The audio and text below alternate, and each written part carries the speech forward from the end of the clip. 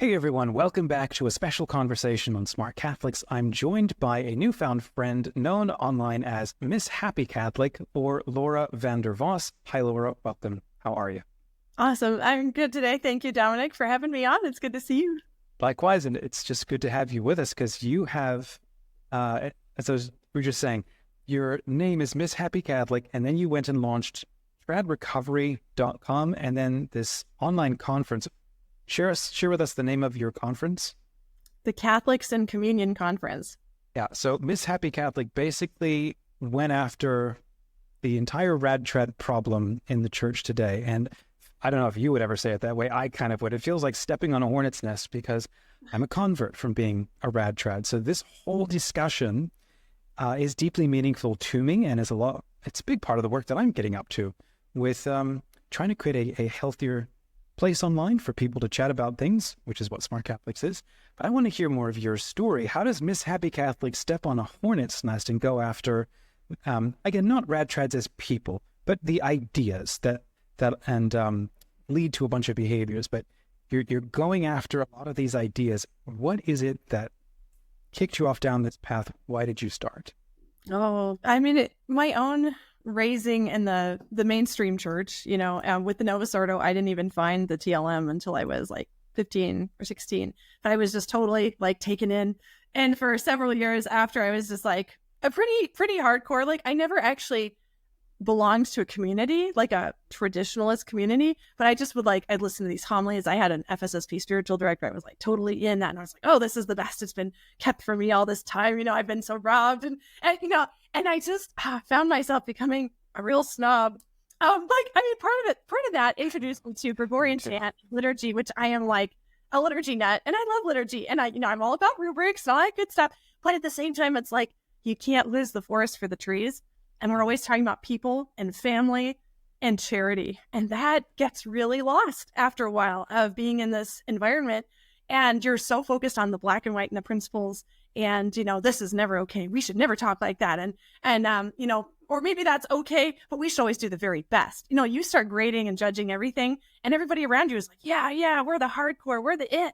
And so then you're like, this is really the priest. And you're like, the only way to be Catholic, like really Catholic, And it's just something that started to grow in me, and I didn't realize until I was meeting more and more trads, and especially people in the SSPX.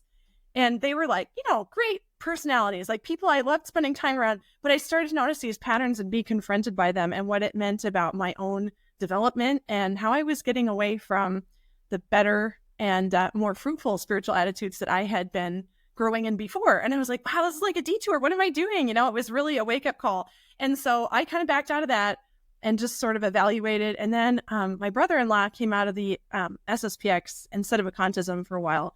And so he was like telling us a lot of stuff. And I was like, wow, this is amazing, And then having these friends that were in the society. And I was like, I don't think they're ready to talk about a lot of this. Like we kind of tried, but they were just like, because they're often really told don't ask questions and they're not really equipped to have all those debates themselves. And I thought, man, if those people ever decide they're ready to leave, I want them to have a place to land. And so then I start making videos and stuff thinking I'll put out this stuff now for anybody who's happy to find it. You can use it right now. Yeah. And that led to somebody saying, why isn't there a support group for these people who have left traditionalism? And so we started that, a friend and I, and that was TradRecovery.com. We started just over a year ago, and it's already about 400 site members from around the world. And it's spread really, really amazing. People are so excited to find it, though. They're like, I didn't know there was anything like this. I thought I was alone. I've been so isolated. I thought I was crazy. I, had nobody after I left because my church didn't want me. My priest didn't want to talk to me. My family, my friends hated me, whatever. And so it's like, they really need something. And even though it's only an online community that has been doing so much to help people feel supported and heard and to process things, because they're like, I want to be Catholic. Like, I wouldn't be here if I didn't want to still figure out, is what I knew before real Catholicism? Is that the only way to be really Catholic? And so we're just trying to work through that with people and provide them answers and resources, like totally orthodox, balanced. We're not waving tambourines. We're not, wearing rainbows or anything like that. I mean, it's like, we want everything done right, just like the church says. And so that's totally what we promote. But yeah, and then that just led to, we should get together in person because this is really important for people to heal that they have that interpersonal connection physically. So we're having that conference in July in Montana for everybody who can to be able to come. So, gosh, that's fantastic. Tell me more. When you say we, who else is involved with this? Because with the conference, you've pulled together this roster of just phenomenal names, and I'd love to ask you a little bit more about those. But who manages the community? I mean, is it you? I mean, I assume you have a day job or something. That's 400 people is a lot of work, and all of the accompaniment that's probably going on. So, yeah, tell us about the community and who's running it, and what you do in it. Yeah, we have a small group of admins, and a lot of them are people that came into the site that we got to know and really trust. And so we're like, hey, you want to like help us moderate the site? And me and the co-founder, Andy M., I have an interview with him on my channel. He's really great. He was raised in the FSSP. So he helped me set up the site and kind of was my, Nice. contact guy, like, hey, does this look okay? Am I saying this right? Because he's got even more of that inside view because he was formed as a trad, whereas I came into it already formed, basically. And so that's been really cool. And then some people I met through my parish. One lady, she operates an international support network for sex abuse victims of trad circles, and she helps people from all over the world. And so she and I were friends, and she really helped educate me a lot. Story. Yeah, she is amazing. And so she's one of our admins too. Hallelujah, you'll see her around. She moderates for a lot of Catholic channels, so she helps us too. And we have probably 3 more. So it's kind of a small group. And then, so that's our admins. And we have, all these people, they post pretty regularly on our forum, and they're just from all different walks of life and age and, economic level and different countries, so that's really interesting too, to just get a little window into traditionalism in different parts of the world and how similar the problems are. Also just the kind of things that vary. And, they're just I feel like everybody's really bonded though by having those same experiences to relate to each other with. So it really is kind of like family. You're like, hey, another one, come on in, and that's why I'm like, this conference is going to feel like a family reunion. And for every person there's going to be hundreds or thousands of people who would want to be there if they could, that have been telling me, I'm so glad you guys are doing this. I wish I could be there. It means so much that this is happening, even if I can't come this year, but they want to come another year or something. So yeah, that's really cool. And so there's like people that are on there mostly because of their own experiences that they're trying to sort through. And then there's people whose kids have gone trad and they maybe don't really want to talk to them anymore, or things are getting really strained and they're trying to understand, like, what is this world that has sucked in my kid? And how do I talk to them? How do I love them? There's spouses whose spouses are trad. Maybe they were both trad and one of them left and the other one is still like diehard in there. And so it's really straining their marriage and raising their kids, and their kids are confused and they're trying to navigate that and have those conversations. So they're like, who has advice about this? And there's just quite a range. I'm sure there's more I'm not thinking of. Yeah, it's just amazing, that sense. I imagine, there's also, because I went through it and I'm still going through it, there's that sense of fragility that one might have, and you're looking for others who kind of understand the same journey that you're on. I'm curious, what kinds of resources have you produced? Resources, or are you sort of making them, or is that what this conference is about, for helping all these people and answering all these different questions? What does that look like? Somebody just joins and they just start chatting and meeting people who kind of like them, or have you created any materials that sort of guide them, that sort of thing?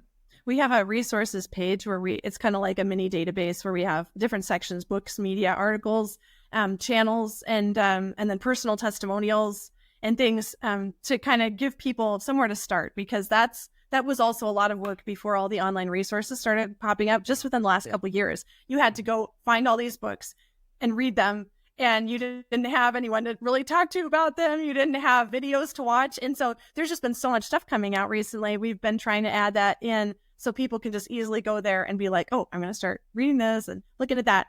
And then we have a forum page where people can start discussions, ask questions, and then the community just gets in there and starts answering and talking back and forth. That's really been good.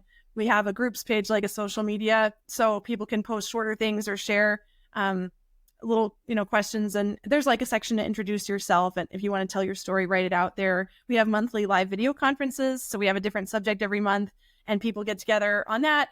So we can all see each other and talk, and it's just very conversational. It's not like, usually amazing. It isn't like one person runs it. It's just kind of like one person kind of starts it and moderates, and everybody just gets a turn to kind of pitch in.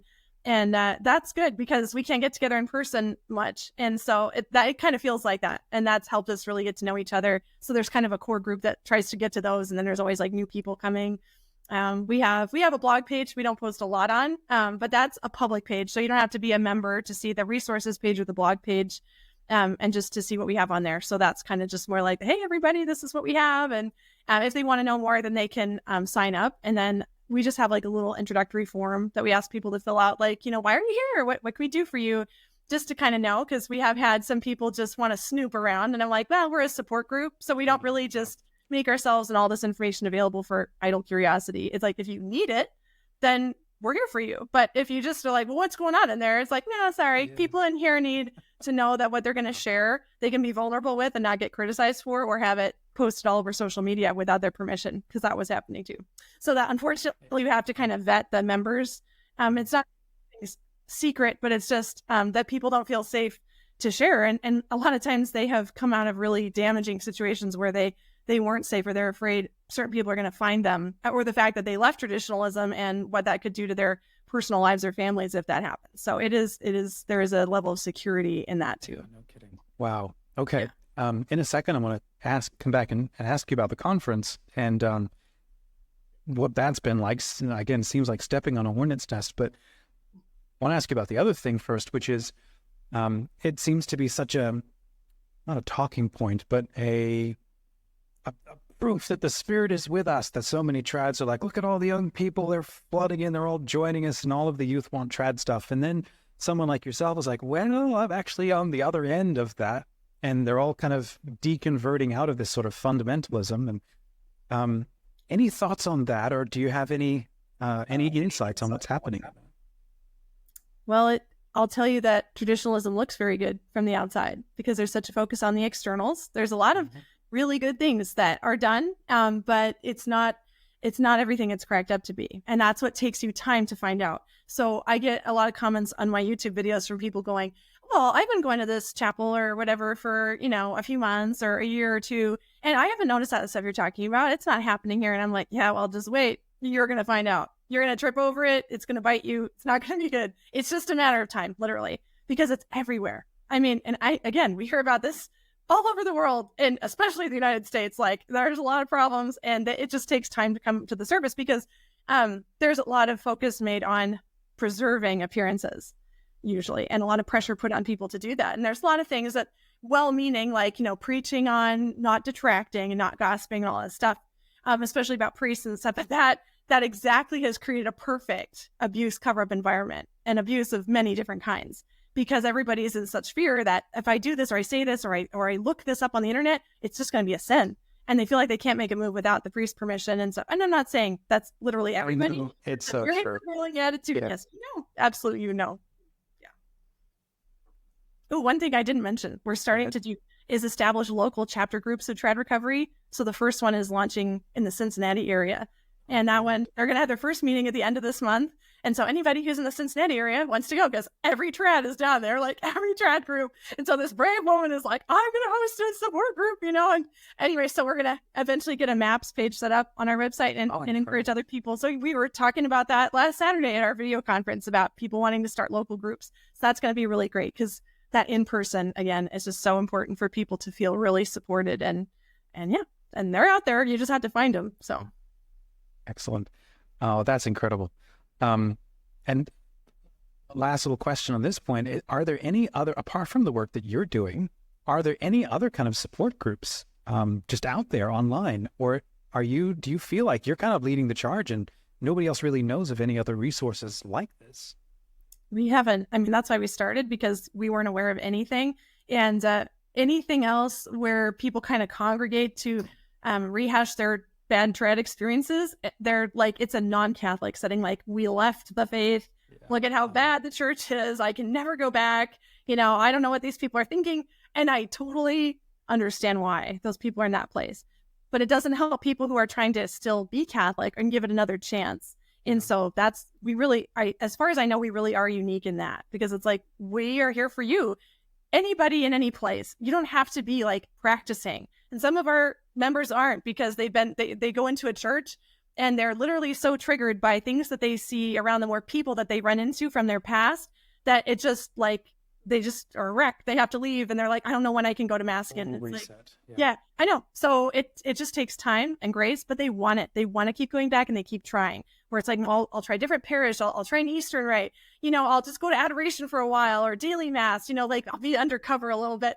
Whatever it takes to get them back in. Yeah. So it's just, people from all kinds of walks. But yeah, we've got to have this. It's just so important. If we want people to have another chance at being Catholic, if the church really wants it, we got to prove it. So this isn't something that's optional, I don't think. And you kind of have to have something to think about it. Like, I know there are some Catholic, like platform people out there that like ideologically they support what we're doing, but they have concerns or reservations, or they just don't want to be associated with it because it's controversial. So they just keep their mouths shut. And it's like kind of one of those things where if you're not with us, you're against us, unfortunately. And I didn't create that scenario, but that whole blow up about TradRecovery in the conference really showed that, because you're either okay with it and you're like, I think these people have a point, they're doing a good thing, like they're just trying to help people, or you're okay sitting back and watching everybody get whipped. So, okay, let's talk about this now, the insane bravery of what I see you doing. Talk about this blow up. What has been the response to it? What are you going through with putting on this conference? I mean, I didn't expect it to be that bad. I didn't expect to get pinned to Taylor Marshall's Twitter feed for weeks. Well, he had the flyer from the conference. I mean, my face isn't on it, but lucky me. But all our speakers are, and he had this like satirical rebuttal of the conference pinned to the top of his Twitter page for like weeks. And it could still be there for all I know. We were like, oh, but that's kind of nice, like free publicity, because people heard about it that way that otherwise wouldn't have. And they're like, they're reaching out going, I need this. I'm so glad you kind of are here. And honestly, there was definitely blowback. Our poor bishop, he got some calls and, I got some calls and things and lots of, nasty emails, but really way more people took the opportunity to reach out and say, thank you for what you're doing. And I know this is hard, but I support you. I'm praying for you. Like, I've never had so many people tell me they were praying for me and the apostolate. So it was overwhelmingly positive. And so, yeah, it kind of stunk, but I just didn't go out there and like wallow in it because I was like, I know it's just going to be upsetting. And they're just making stuff up because almost nobody actually reached out to find out what we were really about. And they were just taking other people's words for it, or like brief overview of the site and then going and misconstruing it all over social media. So that was, and it was just very emotional defensive response. Again, I think a lot of selfishness was manifested in that because people are so like, what does this mean for me and what I like? And what are they saying about me and my movement? This is my thing. And instead of like, wow, there's people out there that feel like this, that have had these bad experiences and they need help. I'm glad they have a place to go. None of that, very little. And so that was disappointing because I hoped that people would be more sympathetic and understanding, and that didn't really happen. But there were a few like you who reached out and was like, let's talk about this. And so that's been really good. Things really kind of died down after that first week, although it's ramping up again and we're getting closer to the time. And it's like people kind of just don't want to talk about it. But if you sort of we have to promote it because we want people to come and like, we're not going to go away. Sorry. But it's good because everybody's fine talking about there's problems in the mainstream Catholic Church. Duh. Yeah, we all know it. We see it, but there's problems everywhere. And there's problems in traditionalism. It's sort of like in your family, you can be like, yeah, my family is dysfunctional. But when you're talking about like that one family member that you like the best, or that one family custom that you've always loved, and it's like, you don't really want to look at that and say, what are some things about this that could maybe be corrected or that are possibly doing damage? Like, what is this person doing to foment division in the family? You're like, oh, I love them so much. I can't see that about them. Well, we don't want to be that blind person because that's not really love. It's enabling. So we want to love the family of the church. Remember that we are a family and be willing to look in all the nooks and crannies and be like, let's clean it out, everybody. So, yeah. Oh, gosh. Tell us about the, what's the flow of the conference? You said it's happening in Montana. You've got this lineup of speakers. If you would let us know, some of these people, who they are, and then what the flow is. It over a weekend? What is the couple of days going to be like? Yeah, it starts on a Thursday night with evening prayer together and 2 talks. And Jeremiah Banister is our keynote speaker and our MC for the weekend. He's Paleocrat Diaries guy. And so a lot of people know him.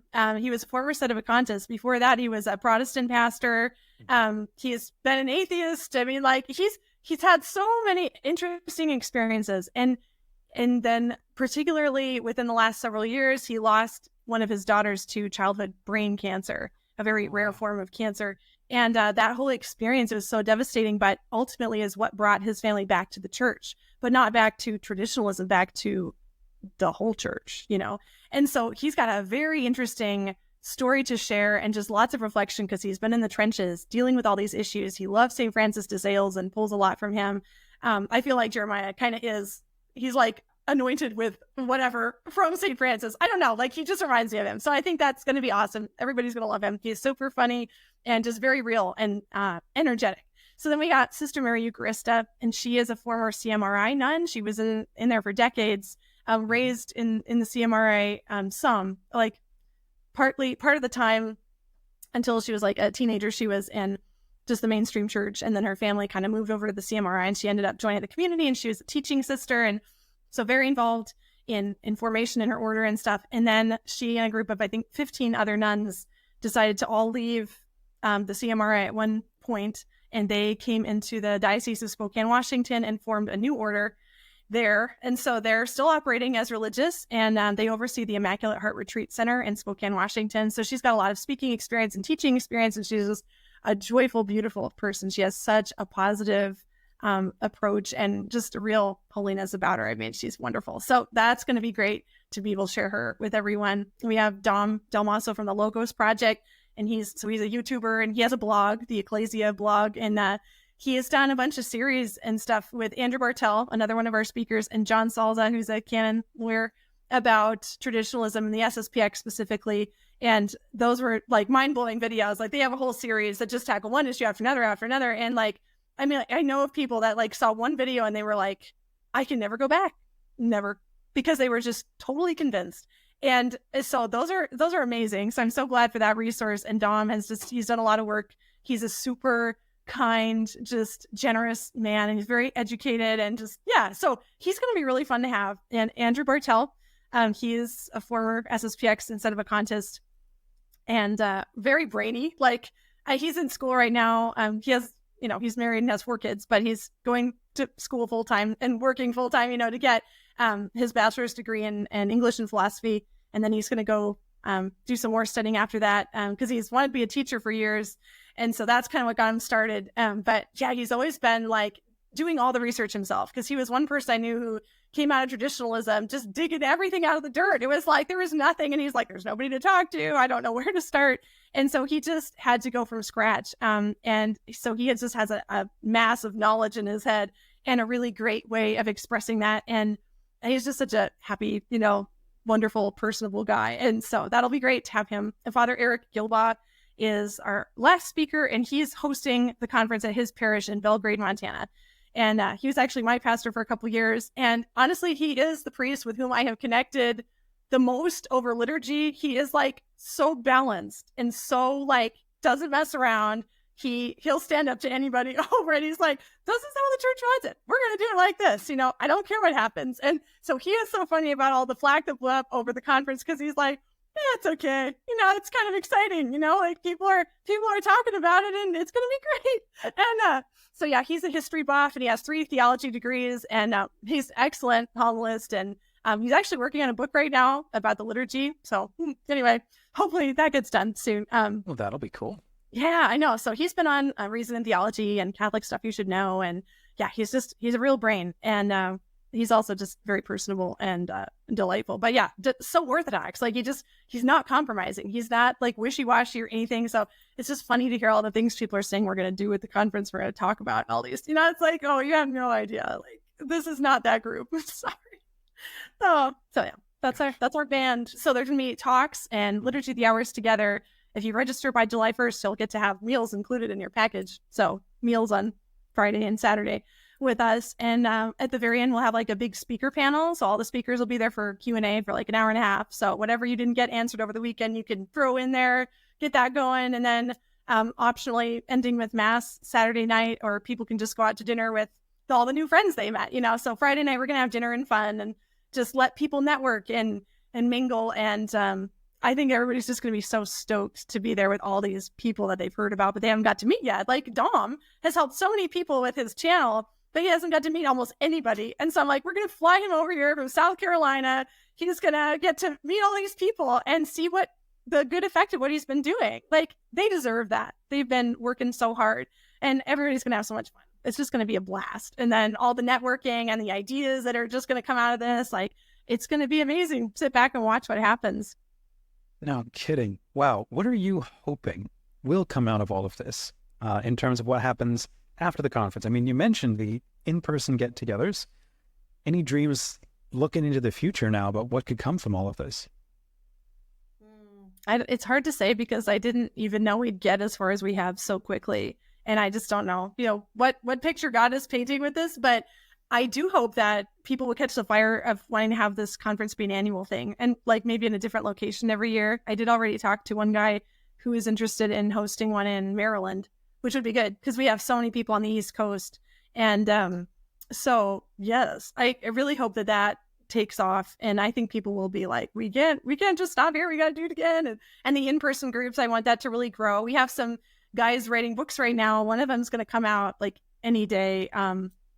The co-founder of TradRecovery, actually, Andrew Mione, he wrote a book called Altar Against Altar. And I think it's like an analysis of Catholic traditionalism. And it's just peppered with all these, quotes and sources and stuff, but just very readable, direct, lines of argument, asking questions nobody can answer. It's like, okay, if you want to hold the banner of traditionalism, you better be able to explain, even just to yourself, why you're doing that, because it's not as in line with tradition as you would think. And so, yeah, but it's sort of like published in conjunction with TradRecovery. We have a couple other books. Guys are writing from our community who will mention that. It'll be linked in those books too. And so that's kind of fun. And we're talking about having maybe like a line of brochures we put out. So parishes can have them in the back. Nice. Like little pamphlets to direct people, are just kind of like, if you're, coming from Tradland to the Novus Ordo, here's some things to know, like, what to expect and how to participate and things, because that's a learning curve and just all this stuff. I think it's just going to grow. So like producing our own resources and, I hope, I'm always encouraging people to start their own channels, because I'm running into more people that's like, they have all these great ideas. And I'm like, just get your own platform going, start a blog, start a YouTube channel. Like the personal interviews I've done with people, those have been amazing for people to listen to. Like, I'm so surprised, but it's great. And I'm like, I don't have to be the only one doing this. I only have so much time. Like, I want to see other people coming forward and doing that. And I think they're going to catch the fire when they get together with these other creators and innovators and being like, we're just this groundbreaking, like, grassroots movement. And one person at a time, we're going to find the next great thing that we can do that's going to help the next person who's ready for it. So anyway. Gosh, Laura, this is incredible. I wish you could. I want to have you come back and chat more. There's so much more to talk about, obviously, and I'd love to have you come back and oh my goodness. Okay, so people, if you haven't yet, check out TradRecovery.com, and there's a link up there for the conference. Let me see, what is it actually called? Let me scroll up. It's actually called, so you go to TradRecovery.com, and then the button is conference. It's right there in the menu. You can register for it if you haven't yet. If this is the kind of topic or community that would be helpful for you, you can create a profile and register, and you can join. Otherwise, you can support them, and you can send Laura a donation to support her and the amazing work. And if you haven't yet bought a ticket, consider doing that to join her and the rest of the team up in Montana. Have a look at the links in the description for visiting the website and sending Laura a donation to support her and this absolutely incredible work. Laura, you can count on my support with Smart Catholics and what we're doing, and I hope that we can collaborate a ton more in the future, partly because it's massively meaningful to me, and I think it's also massively needed by our church today. So thank you so much. Any last parting thoughts that you want to share with our community before we go? Oh, there's so much. We could talk all day, Dominic. You're like, let's try to have like a 20-minute conversation. I was like, oh, that'll be amazing. If we could keep it to 20 minutes, oh man, because it just never ends. But yeah, so at the conference too, just like the talks will be just kind of a range of like, what did Ratzinger really teach about liturgy, the council, and the mass? So That's going to be one of the things. And like understanding mercy, healing from spiritual abuse, the 8 rules of faith according to St. Francis de Sales, fidelity in the magisterium, and then just like, I mean, a whole smattering of things. So it's like really just addressing traditionalism generally, and also sort of like its effect on the church. And if you're one of those people that's been affected and you're trying to, or just trying to understand it from the outside, whereas a pastor or somebody who's working with other people, and it's like people might come to you having dealt with this and you want to understand where they've been and what they need now. And so that's what we really want to equip people with and get them thinking. And just hopefully that will bear more fruit and in more ways. Even a friend and I are talking about creating like a diocesan program to help educate staff and clergy, just and like, you know, just a brief thing, but orient them to traditionalism and what people are going through and when they come out, what they need, because a lot of priests are hit blindsided with this when people come to them in confession, confessing, you know, schismatic acts and stuff. They're like, what are you talking about? I've never even heard of this group before or whatever. And it's like, oh man, you know, that can be a real blow to people because they just crave somebody to understand them and to be able to minister to them. And there's really no reason why we can't do that. So yeah, just, please visit our website and any ideas you have to contribute or feedback for how we could improve things. Like we're always, you know, kind of tweaking and open to that. And we're happy to talk to anybody who wants to understand more, like personal contact. We have a phone number, we have an email, like we'll talk to you. We're not hiding. We don't want to, you know, we're not going after anybody. We want to be there for whoever needs it. And so we're happy to engage and do whatever we can for you, and everybody's in our prayers. So fantastic. Well, a project like this proves a thought that I've had for a long time, which is a riff on Newman's quote, which is to know history is to cease to be Protestant. And I say to know history or to be deep in history is to cease to be trad. And I think that is pretty true. And that's kind of what we're about with Smart Catholics. Smarter faith, you have a smarter life, and hopefully a more joyful one. So thanks, everybody. God bless you. Check out TradRecovery.com. And then if you're also interested, come and join us at smartcatholics.com and, hang out. We've got friends in both places who can't wait to meet you. God bless you. Have a wonderful rest of your day.